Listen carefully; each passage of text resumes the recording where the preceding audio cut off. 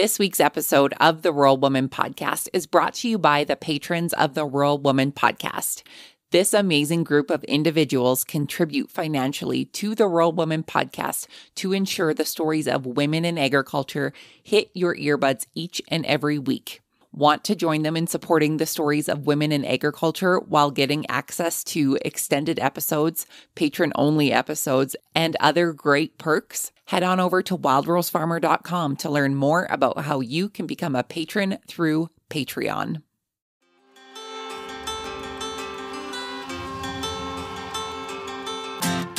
Hi, I'm Caitlin Dubin, and this is the Rural Woman Podcast.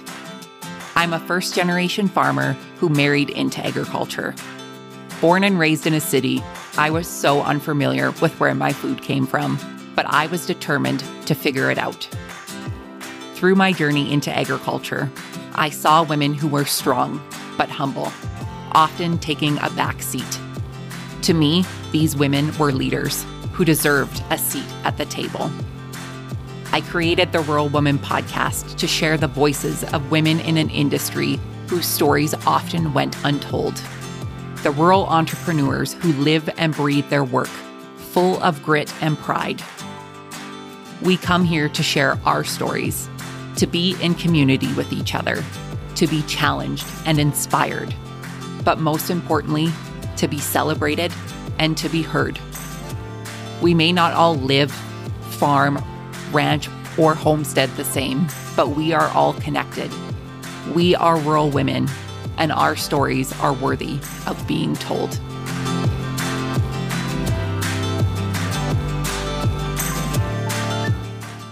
Hey everyone, welcome to this week's episode of the Rural Woman Podcast. This week, you'll meet Emily Reuschel. Emily and her husband Andrew raise corn, soybeans, cover crops, and 2 kids in West Central Illinois. Emily is an elementary school teacher turned entrepreneur and thought leader. She cultivates personal and professional growth for rural women through her high-level masterminds and retreats, one-on-one coaching, public speaking, digital content, and her podcast, Gather in Growth. I am very excited to introduce you to Emily today. She is just a positive light for rural women and is doing some incredible work in the personal development space. And I thought, what better way to kick off the brand new year of 2023? If you are listening to this at the time of its release, Happy New Year to you. I hope you had a wonderful holiday season and are ready to take on 2023 and all of the wonderful things I hope are heading your way. Now, I was introduced to Emily back when she did her workshop in a online community that I am part of, the Trailblazer Collective, which is hosted by Jan and Aaron from Trailblazer Magazine. So if you want to learn more about Jan and Aaron and the work that they're doing, you can check out episode 122. Now, if you haven't been over to wildrosefarmer.com lately, you will see that it's gotten a beautiful facelift from the wonderful team over at Kim & Co. Online. Now, one of my most favorite features on the new website is the search tool. So if you go over to wildrosefarmer.com and click on the search, you can type in 122 and it will bring up episode 122 with Jan and Aaron. Or if there is something that you are specifically interested, like regenerative agriculture or agrotourism or soil health or any of those wonderful things that I have talked to so many incredible women about, you can just pop that in the search tool and it will bring up all of the episodes of the Rural Woman Podcast related to that or any blog posts or any of the other good things over on wildrosefarmer.com. One last note that I want to quickly mention before we get to Emily's episode. In last week's episode, when I recorded the outro, we were getting so close to that 500,000 download mark. And shortly after that was recorded, I was able to go do a little bit of number crunching. And I am overwhelmingly happy to announce and report and celebrate that we have way blown past the 500,000 download mark here on the Rural Woman Podcast. So if you are listening to this and you have hit that download button, thank you. You are one of the many folks who has hit that button and pressed subscribed and listened and supported this show.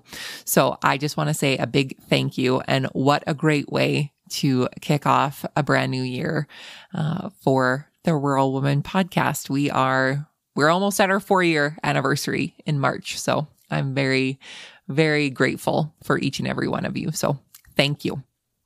Without further ado, my friends, let's get to this week's episode with Emily.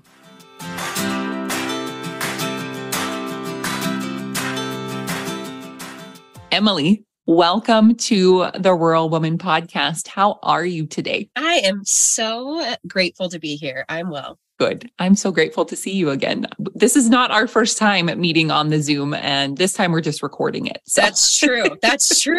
I need to go back and look at when that was. That was a minute ago. That was, yeah. A lot of things have happened for the both of us. So I'm excited to dive into all of the things. So Emily, for those who are unfamiliar with you, give us your background. Who are you, and how the heck did you get your start in agriculture? What a loaded question. I sit in your shoes because I also have a podcast, and I love asking that question because everyone's like, oh my gosh, where do I even begin? And now I'm the one answering the question going, oh my gosh, where do I even begin? Okay, let's see. So my husband and I live on his family farm here in West Central Illinois. I did not grow up in agriculture. As I like to say, I married a farmer. Farms don't move, so people do.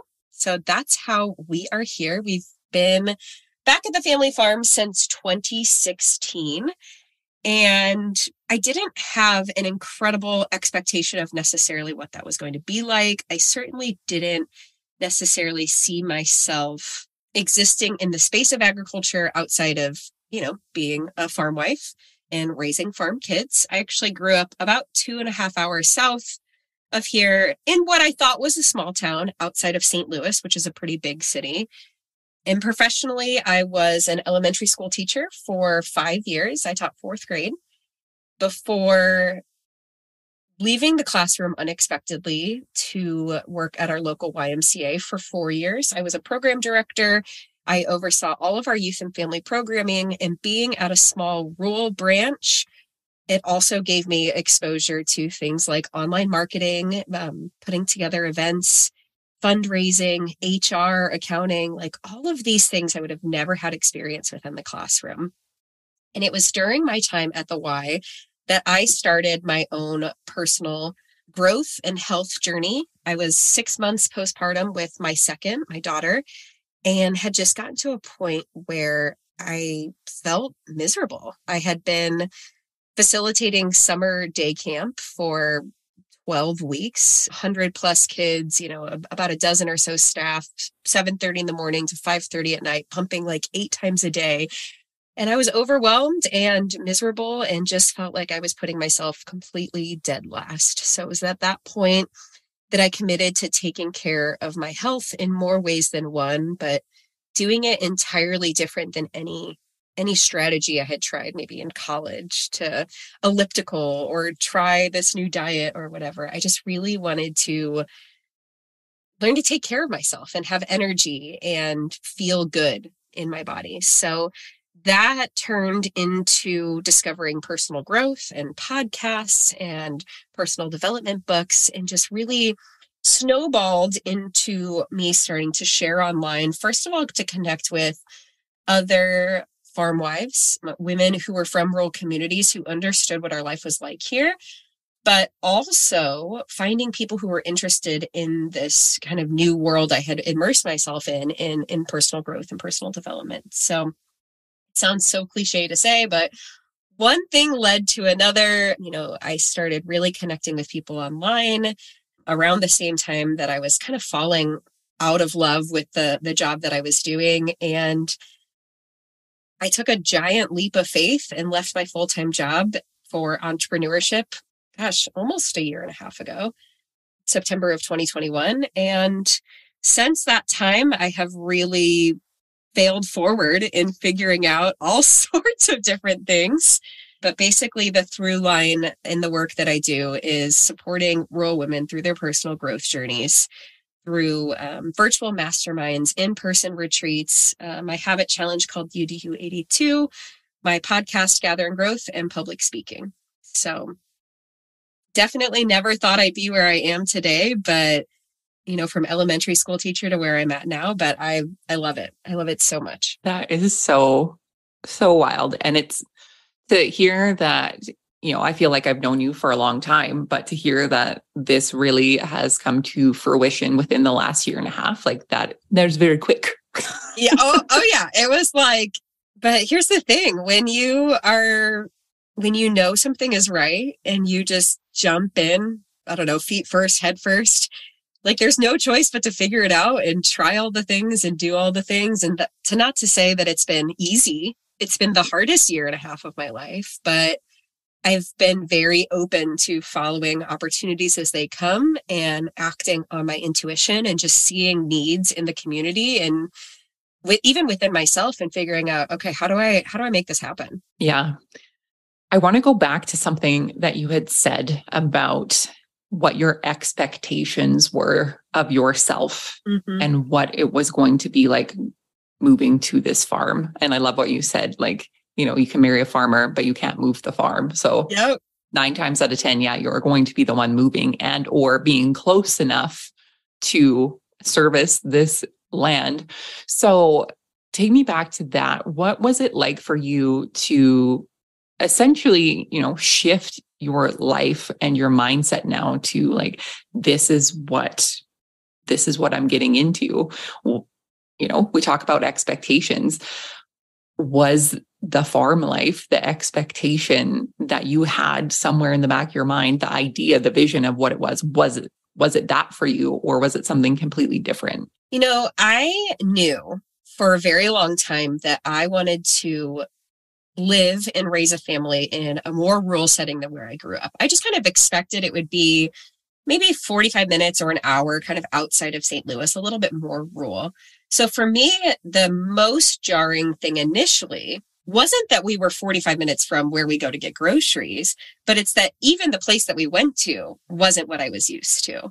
So that was definitely a transition of just like, oh, what does it mean to have to plan in advance and not just be able to run through Panera drive-through or any of that. In addition to, especially coming back to my husband's hometown, of how do I fit into this life that he's had, all these people that he went to high school with, all these people who know my extended family, who know more about me than I know about anyone that I'm now related to. And just kind of that initial feeling like I was in a bubble and trying to navigate what that all looked like. So I think that I had expectations of what that was going to be like. And the best thing I did for myself at that point was when I started working at the Y, I was about 25 minutes away from where we actually live. There were some people in that community who kind of knew of our family, but ultimately, like, I really got to establish my own network there. And so that was really helpful of feeling like I had ownership. I was doing something to serve a community. I was integrating myself as part of this system outside of my husband's name, which was super helpful. Now, when it came to the farm, I definitely had expectations of what planting and harvest season was going to look like. It was like in our wedding vows, right? I'll love you through planting and harvest and all of that chaos, right? What I did not anticipate was when we first came back, of course, my husband had been gone for 10 years. He had all of these ideas of things he wanted to do, ways that he kind of wanted to prove himself to not only his family, but the people around him and himself. And so that first and second summer, he was still gone, like planting and harvest hours. And it was after our son was born. He was a couple months old. And I was like, I know this is not what I signed up for. I love you to the ends of the earth. And I want to raise our family on the farm. I want this to be part of our life and of our legacy. But I am not on board with you are never home 365 days a year. And it took I would say a solid year's worth of conversations back and forth of us just like readjusting what those expectations were going to be, what he actually wanted out of his career in agriculture and his family life, and us just really finding that balance that worked for us in the seasons outside of, obviously, when, crops are in the ground, they have to get out. Like, I get that. And so I don't think either of us necessarily saw that coming, but it definitely had a lot of very open, honest conversations of what do we actually want our life to look like? Right. And those are conversations that are so important to have and can be awkward to have. And specifically if, you come from or you married into a multi-generational farm family, and it might be different than what they did. I'm thinking of a story that somebody shared, their husband would stop what they were doing to go watch their kids' soccer game. And that was like a big deal. And that was like a big no-no from where they had grown up. But it was something that they had discussed and they had planned for. And this is how they wanted to do their life. And I always think, like, if you're able to figure out how you want your life to look like and what you want your life to look like, what your priorities are, then I think you're living a pretty good life. They don't always go the way that they're supposed to go. I know that. But, if you have the best of intention when you get up in the morning to be like, I'm going to do, what our mission is as a family, as a farm, all of these things, right? Things will still get done. And, you might be happier at the end of the day when you go to bed. So. Right. Well, and that's the thing is, like, the to-do list is never going to end. And that's actually not unique to agriculture. I'm good at work. I always have been. Like, I was a teacher. My to-do list never once ended in the classroom. Same when I was, at the nonprofit. And so I think it helped my husband to be on the other side of that. Like, specifically, when I was at the YMCA during summer camp season, it was like my harvest for 12 weeks. I was working 60 plus hour weeks at a minimum.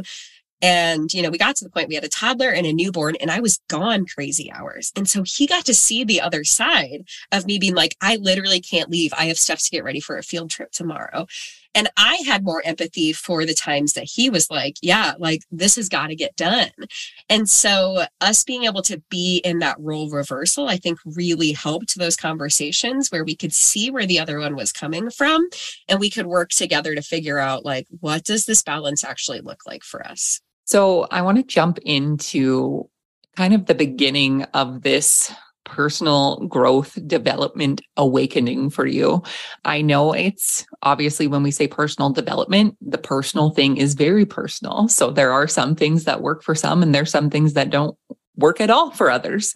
But tell us how you kind of started down this path and kind of where you dipped your toe in to what is now what you do. Yeah, that's such a great question. And like I said, it really came from the fact that I wanted to improve my health, but I didn't care about, like, looking a certain way. I just wanted to feel better. I wanted to have more energy. So it's at that point in time that I started learning about habits. And, like, I had heard all these people talk about this podcast thing. I didn't even know I had the app on my phone. Like, I remember opening my first podcast and being like, what?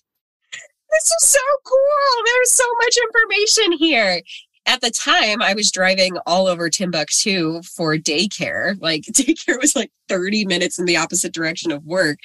And so it's at that point, I just really started to fill my environment with different voices, Jenna Kutcher, Rachel Hollis, Ed Milet. I'm trying to think of who else even at that time. Like, just, it's funny because I was actually listening to a lot of entrepreneur podcasts with no intention of ever being an entrepreneur. I was like, oh, this is just really interesting. I really identify with this. How can I bring this to work with me? Like, duh, Emily, like, you were actually just meant to be an entrepreneur. You just had no idea. And it just helped me understand what it looked like to reframe my mindset or intentionally work towards goals, build habits, things like that. And so that's really where it all began. And then, like I said, I had been really craving connection with other women who understood what our lifestyle was like. I have some incredible friends from college and from the era when Andrew was in school, when we lived down in Southern Illinois. But, they weren't living on farms. They don't necessarily understand. So I just wanted to connect with people who got it, who understood the lifestyle, who were equally as passionate about living in rural communities. And I just kept wondering, there has to be someone else who lives in the middle of nowhere who totally nerds out over books like this. Like, I'm not seeing anyone else talk about this. Like, I feel like maybe that should be me. Like, it was a really weird moment. I was driving home at sunset. Like, everyone has some weird story like this. And I'm like, I'm not seeing this. Like, why not start sharing about that? And so I did. And here we are. That sounds way too easy. It was not that easy. No, I'm sure there was like the spiritual awakening through that sunset and, many sleepless nights after that. I have so much respect for people, specifically women who have this passion or they have this idea and, it's not out there for them. Like the thing isn't there. So instead of just accepting that for what it is, it's like, well, if it's not there, maybe I can do it. And it's like, then you go through the denial, you go through the audacity phase, who am I? Who am I? Right. The audacity I have to like put myself out there for scrutiny and all of these things, right? But I have so much respect for that. So I'm glad that sunset sparked something with you. Mine was in a tractor with a dust mask and it was real hot with no air conditioning. So it's less picturesque, but very on brand. Exactly. So something you had said earlier is that you had to learn to take care of yourself. Yeah. And I think that statement was really powerful because I think there are so many voices out there. Like you said, you go on a podcast app and there are like thousands and thousands of voices. There's millions of episodes of podcasts that will tell you this is what you need. And I think we can get really wrapped up in that and we can see what's working for other people. And then we get there and think, well, why isn't this working for me? It worked for Emily or it worked for Caitlin or it worked for whomever, right? So take us through the process of what it was like for you to learn these skills. Yeah, well, I think that's such a good point and something I'm actually really, really passionate about because our whole life, we have been told how to be, how to act, how to dress, how to work out, how to eat, like all of these things. And one thing that I have really struggled with is like, everyone says like, find your niche, talk about your thing. And I'm like, what works for me doesn't work for someone else. Like what I care the most about is igniting a spark that prompts women, specifically in rural communities, to get clear on what they actually want and to do that thing. I can share, here are 5 things that I do in the morning that start my day for success, but that doesn't mean it's right for you. It's why my habit challenge is called You Do You 82, because it's meant for you to choose the habits that you actually need to build or break for your lifestyle. And so it's a journey. It's a process. It's trying different things. It's getting inspired. But most importantly, it's continuously asking yourself, what do I actually want? Or what do I actually need? Not what my mother-in-law thinks, not what my best friend told me, not what my sister is doing, not what this chick on the internet says is best. But what do I actually want? And that transcends every part of our life, whether it's career, whether it's health, whether it's, personal development, whether it's parenting or marriage. It's what do I actually want? What makes the most sense for me? And that requires a level of vulnerability and honesty and sometimes coming to realizations that feel hard. But the more that we can turn inward and look to our inner guidance outside of what everyone else is telling us that we should do, like that's where we find our path. And that's where, we go down what's meant for us. So I'm not sure that answered your question, but that is a soapbox I will stand on forever. It totally did. No, it's so good because it's hard. Like if anybody ever if one of these gurus ever tell you that this is the easiest thing you can do to change your entire life, like please do not buy what they're selling. Like don't drink that Kool-Aid because I promise you, like it's really hard to go through the steps to ask yourself these questions of what makes me happy? what can I do to improve this? And I feel, as a human being, this is hard. But for women, we are, like you said, we are told what to do, what to say, where to go, what to wear, what we should look like, all of these things. And then there's that level. And then there's the level of comparison of, well, this person is doing it way better than I am. And like, why can't I do this? Why can't all of these things? Right. So I just think I love how you frame this. It's learning, and learning is hard sometimes. Like, I was never good at physics. Still to this day, probably couldn't do that, or calculus or any of those things. But, other things I've gotten good at, but I've had to learn to do them. And learning, sometimes you fall on your face. So is there anything that you would like to be vulnerable with us today in your entrepreneurial journey of the falling on your face variety? That was a big learning lesson for you. Yeah, I think, for anyone who's been following along with me fairly recently, like I've actually been through a pretty hard season recently. And it's been, I think, a culmination of a lot of things. Entrepreneurship is the most forceful form of personal growth. You have to face a lot of your own insecurities and inner voices. And there's a lot of stuff that comes up that you didn't know was hidden deep in your soul from your childhood or from adolescence. And so around the middle of October, I kind of got to a breaking point where I'm like, I am not okay. And I'm not saying it was because of entrepreneurship. I think that just what I've been doing over the past year has given me the space to confront a lot of the stuff that I just been running from or hiding or didn't even know was in there. And so there was a day that I'm like, I don't know what's wrong, but I can't do this anymore. I need help. And on that day, I got in touch with a therapist, like holistic functional health doctor person. I hired a housekeeper and I reached out to a copywriter because I'm like, I just can't. And so the past 2 months have been what I can best describe as a healing journey. And I've made myself be patient with that because I know all the hacks and tips and tricks to feel better. Like my job is built on helping women build strong habits to like live their best life. Right. But there are some seasons that we go through, I'm learning, where we just have to be still.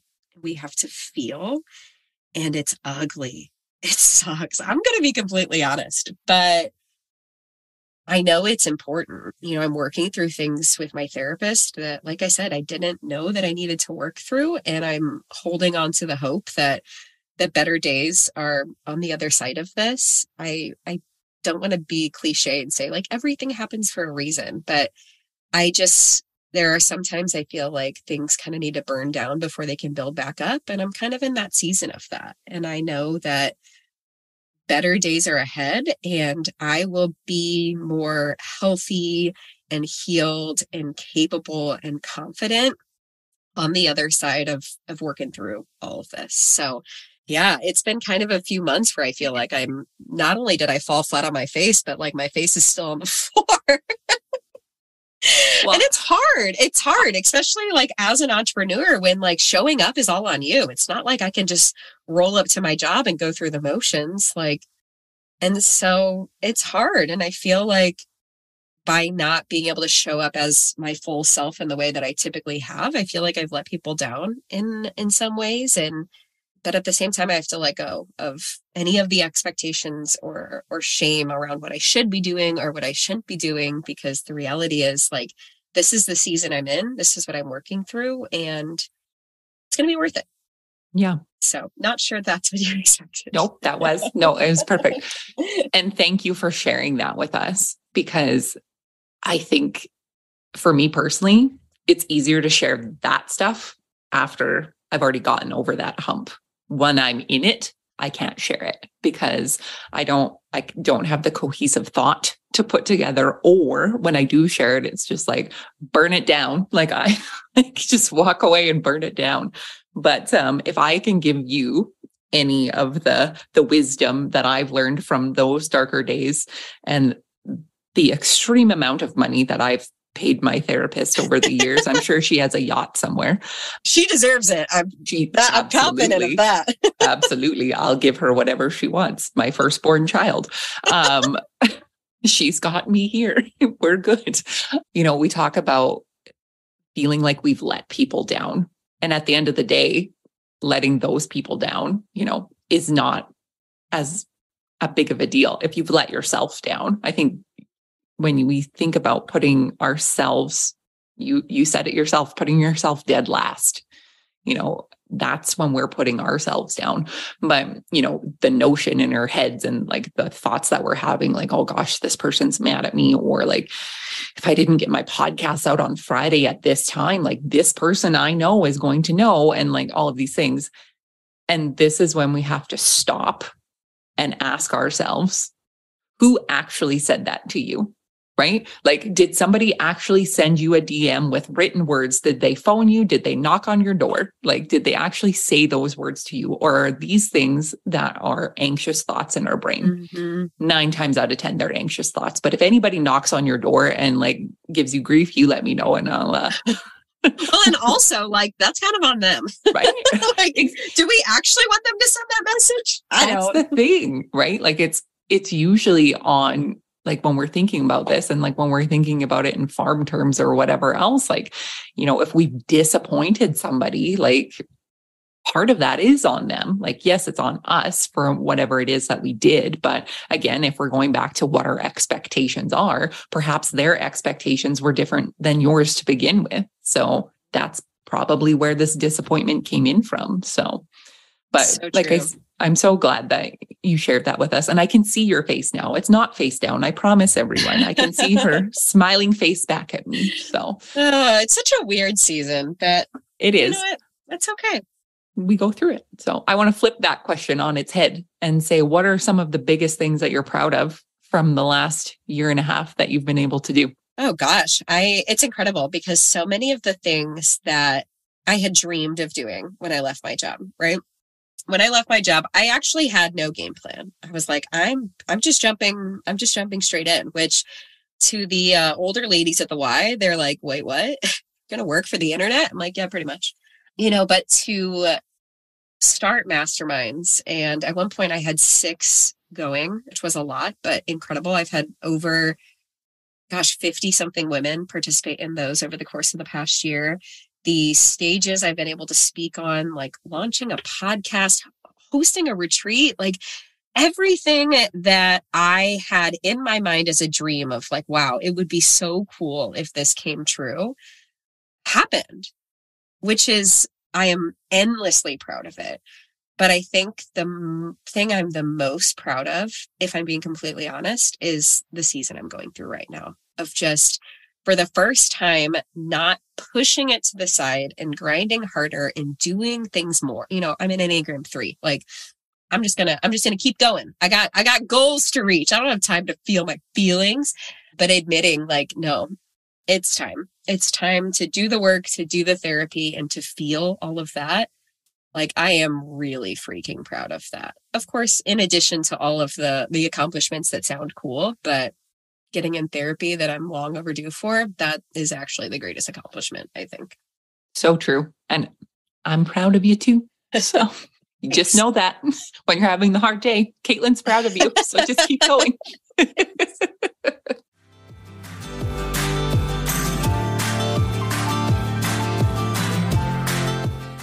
You can help support the stories of women in agriculture to be shared through the Rural Woman podcast on Patreon. What is Patreon? It's a membership-based platform that helps fund and support creators like me to create and produce content like this that you all love. New to the Rural Woman podcast Patreon is ad-free listening and patron-only bonus content and exclusive episodes. Learn more and join the patron gang today at patreon.com/The Rural Woman Podcast.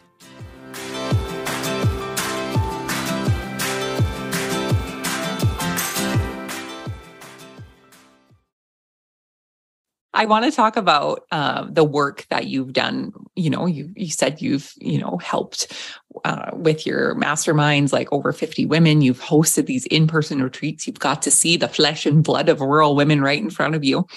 In the work that you've done, what are some of the most common challenges that you've seen with the women that you've worked with?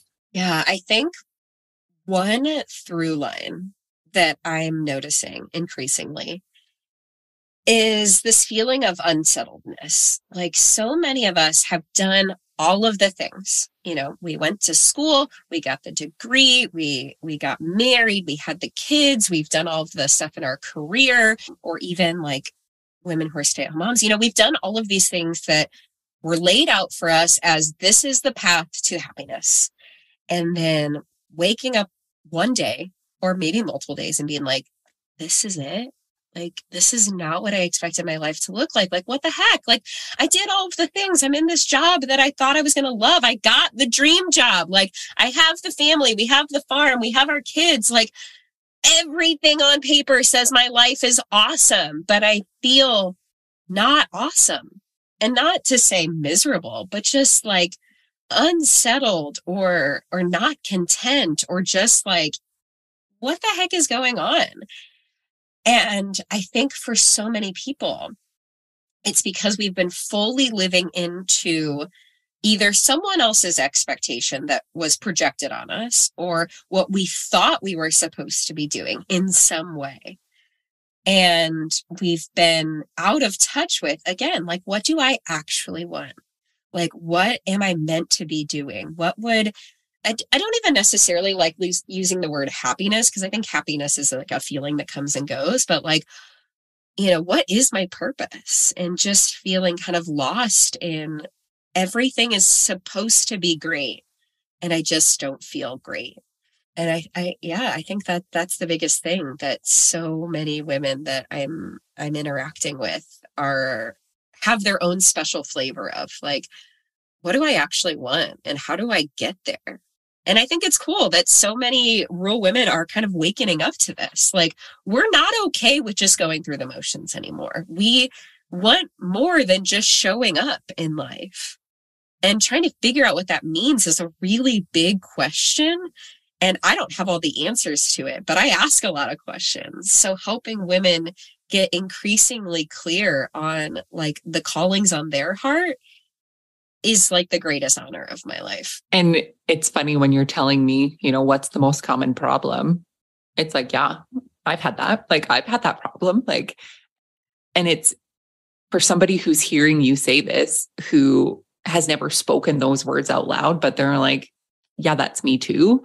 Like, you're not alone in this. Like, this isn't like just a you problem. And it's not even a problem. It's just life, I think. Like, we have gone through so many emotions, and specifically in the last 3 years, like, oh my gosh, it's kind of been a shit show, if I'm being honest.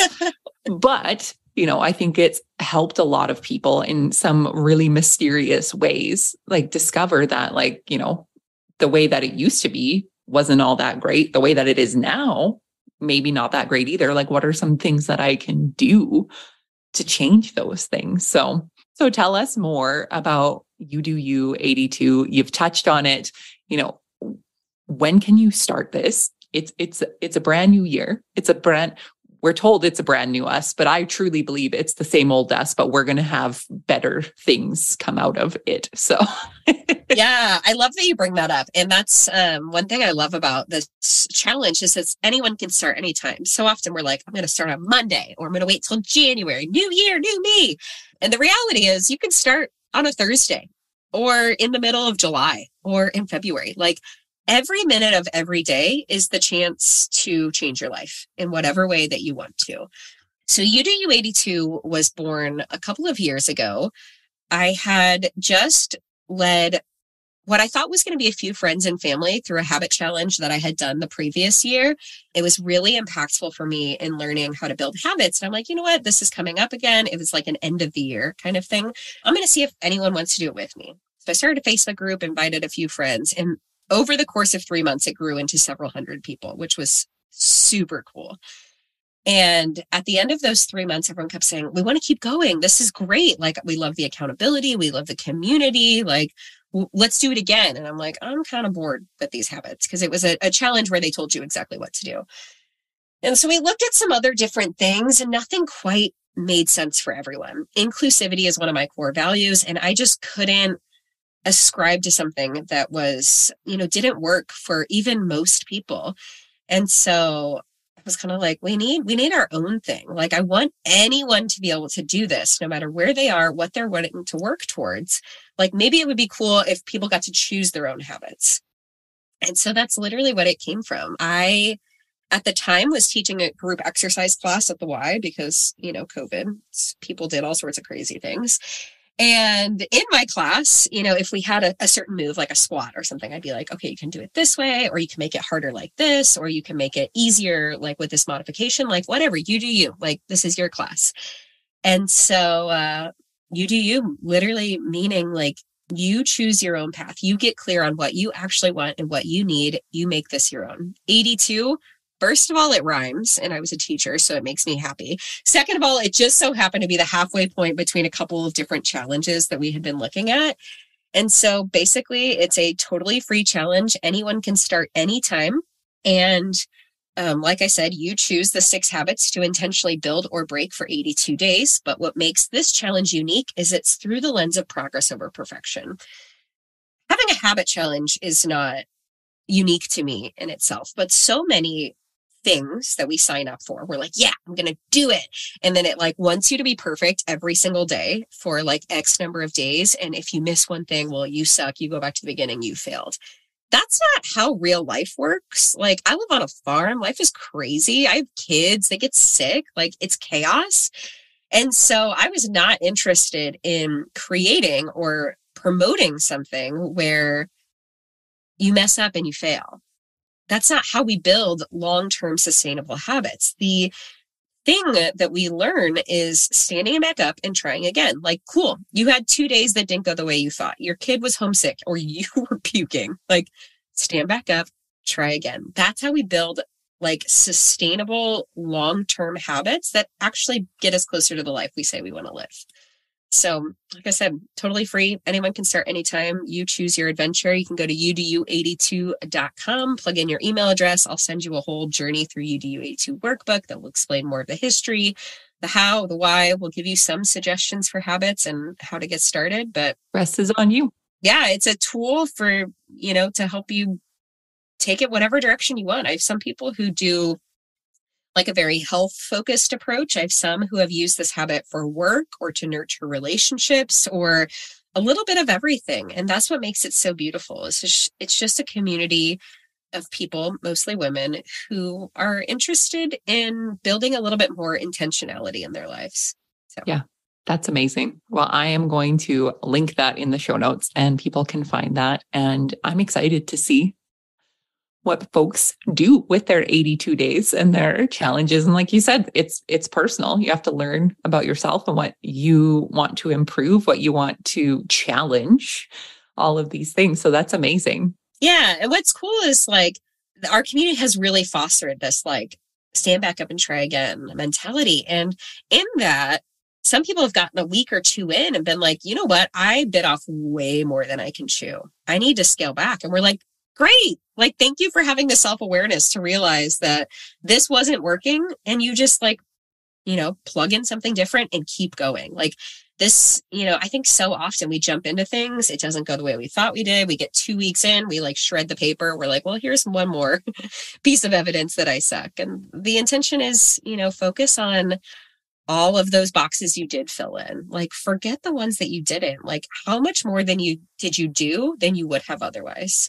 And in this like little season that I've been in, for me personally, like 82 days just felt impossible. So I actually created a little baby sister called UDU32 for when 82 days just feels like way too hard. Like, whether you need just like a little jump start or help crawling out of a hole, like 32 days for the small wins. Right?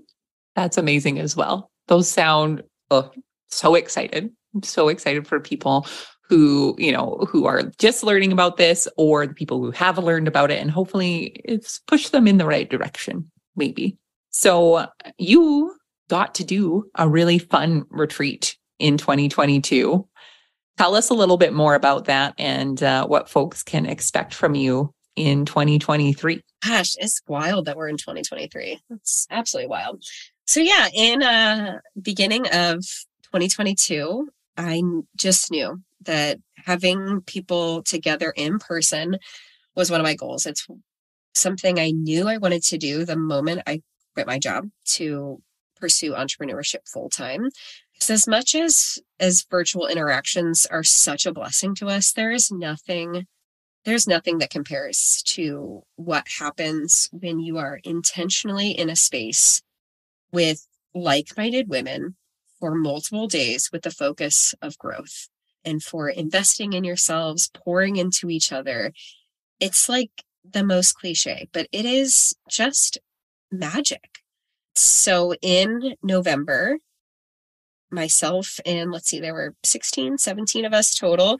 We went to Destin, Florida, like I said, for a 3-day retreat with the intention of getting clear on what we really wanted. What are the things that we need to let go of? What are we working towards? And for some people, that took a little bit more of a business focus. For some people, it was a lot more personal, I think, than they even expected. It's interesting because so many women came in with one expectation of like, this is like what I want to work on while we're there. I want to come out with such and such business plan, and then left with like one of their main goals being like, I want to learn to love myself deeply, which is just incredible, like so incredible. And so I'm planning another retreat for this year, like 99.9% sure it's going to be in March. Of course, we're recording this in December. It's coming out in January. So by the time this comes out, registration will likely be open. You can head to emilyreuschel.com/retreats for more information or connect with me on Instagram and we can talk about it. But it is for rural women, like I said, who are craving clarity, craving some direction on what's next, who feel like they are kind of spinning their wheels. Like I said, that unsettled feeling of just like, where do I need to be going? What do I need to be focusing on? Like, I don't know. I just feel like when you hear about something like this and you feel a tug, it's not an accident. Most people don't hear about a retreat and be like, ooh, that's for me. So if you are hearing that and you're like, I feel like I need to be there, like you probably do. Just the amount of clarity, of growth, of community that came out of the weekend. It was everything I dreamed of and so much more. The testimonials that came out of it, the life change that happens in just a few days. Again, it comes with the intentionality and being in the room with the right people. I think so often we can spin our wheels in our own head for far too long, trying to think of all of the possibilities and trying to make the right decision.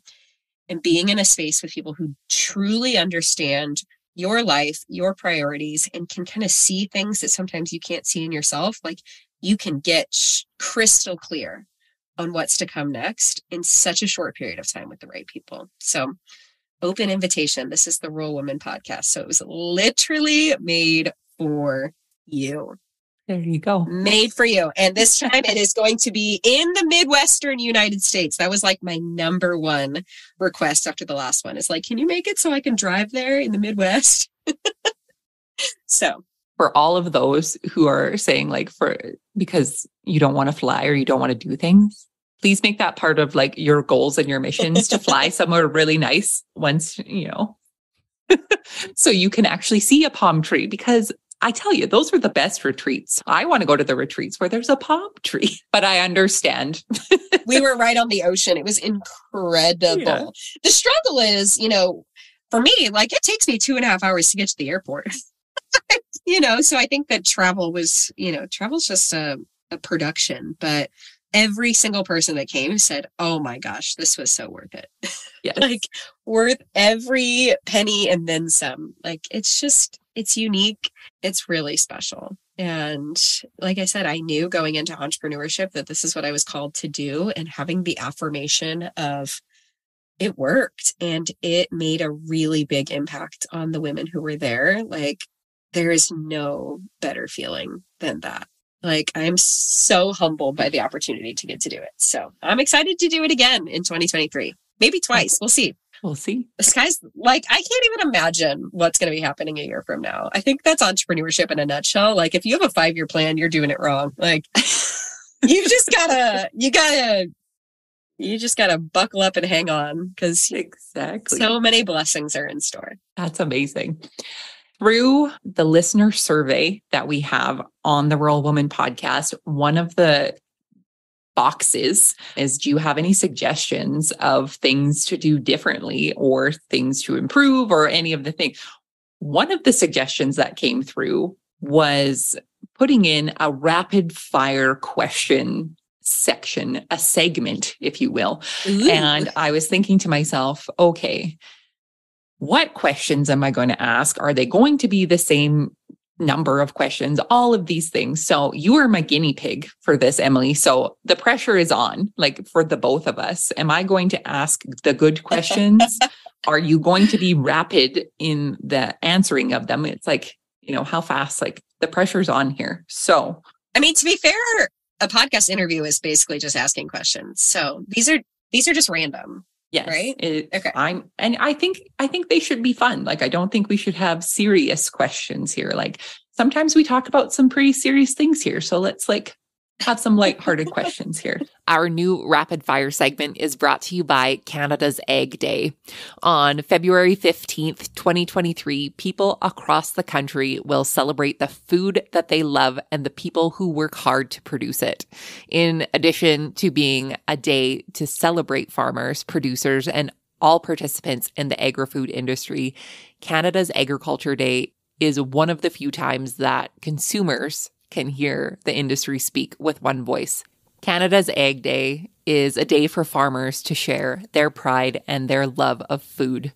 So no matter how you get your social, make sure you are using the hashtag CDNAG Day, Canadian Egg Day, when you do. And for more resources, you can check out the link in today's show notes or head to eggdaycanada.ca. All right, here we go. Okay. What are you currently reading? Oh, I love this question. Okay, so I knew you would. Oh man, because my life has been recently changed. I have so much, my platform has been recommending personal growth books. And I think first, maybe second session in therapy, my therapist and I were talking about coping skills for when I'm feeling a certain way. What can I do to feel better? And she's like, oh, do you like to read? I'm like, oh, I read every day. What kind of books do you read? So I start listing off, every piece of nonfiction from the past couple months. And she's like, do you ever read anything not related to work? And I was like, no. Who would do that? That feels like a waste of time, right? So I had this whole complex around reading a fiction book. And my college roommate called me and she was like, hey, there's this book series. It's kind of different, but it really pulled me out of a hard time. Give you my best recommendation. It got me into reading fiction. And I'm telling you, I researched this book series like I was picking newborn diapers. Am I going to like this? Is this going to be worth my time? I better not buy this because why would I spend money on a fiction book, right? This whole complex. I ended up buying it at Walmart, stayed up until 3 a.m. reading it the first night.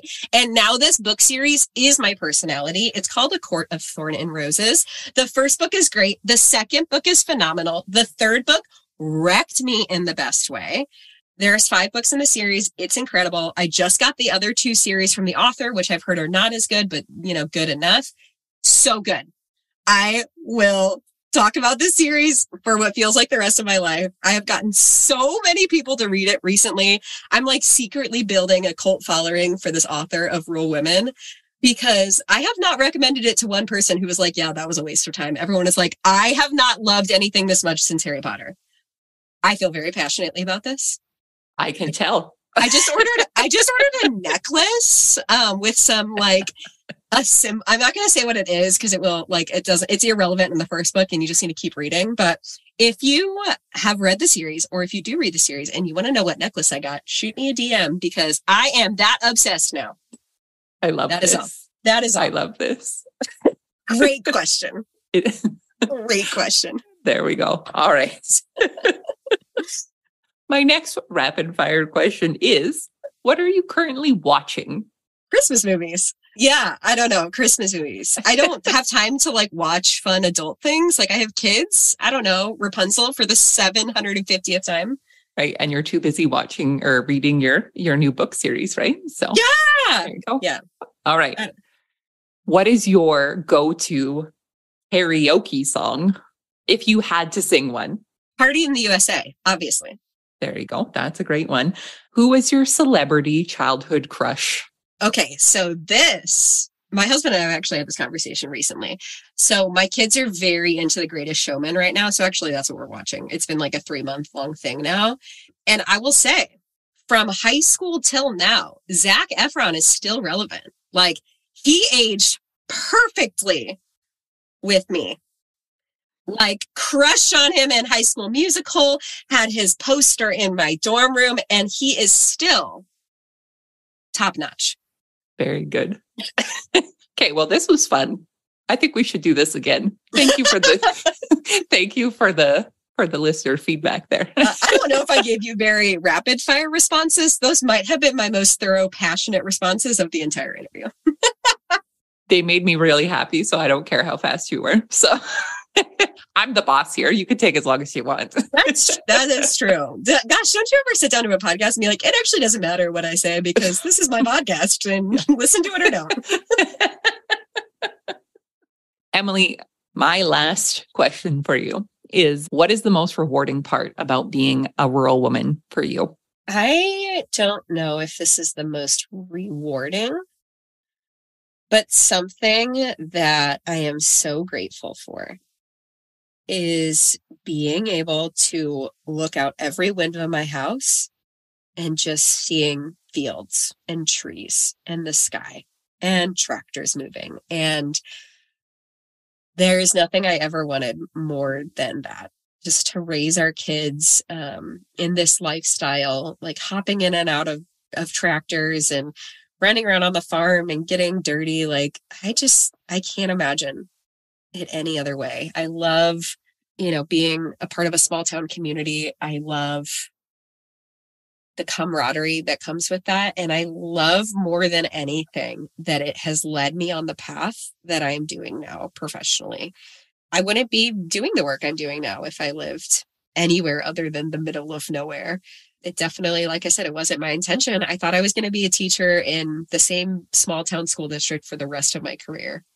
100% thought that was the path for my life. But, being in the environment that we're in and connecting with the type of women that I have had the absolute blessing to, I know it was all for a reason. So personally, I love that I get to look out, at least during the summer, it's green. Right now it's brown, every shade of brown. But I think the hidden blessing is the work that I get to do and the impact of that on a lot of women who just really crave to feel seen. And so I'm really grateful for that. Those are amazing. All good things. Even the brown, it has a season, right? It does. Yeah. It does. Oh, Emily, this has been so fun. And I'm so grateful for you to be here today with me and to share your story with everyone. For folks who would like to connect with you after the show, tell us all of the places. Where can we find you online? All of the places. So I am at Emily Reuschel just about everywhere, which is EMILY Reuschel. Yes, I married someone with an insane last name, REUSCHEL. Most active on Instagram. Sometimes I pretend to post on TikTok, but really I just scroll that stinking app. Website, EmilyReuschel.com. My podcast is called Gather in Growth, as in I love bringing people together, specifically rural women, for the intention of growth. So come check me out there. And I need to send you the booking link so we can do the same thing on my show. Except for I'll ask you all the questions. Don't ask me my celebrity childhood crush. It's very embarrassing. So you have to share it now. Who was it? I can't tell you. We'll have to wait. They can sit in suspense. I'll tell you when we stop recording. Emily, thank you so much. We will link all of those in the show notes. And so people can reach out and connect with you. Thank you for the work that you do.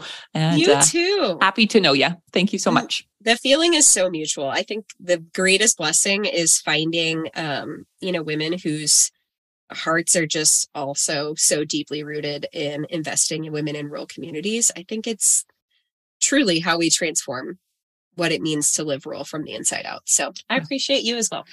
Absolutely. Take care.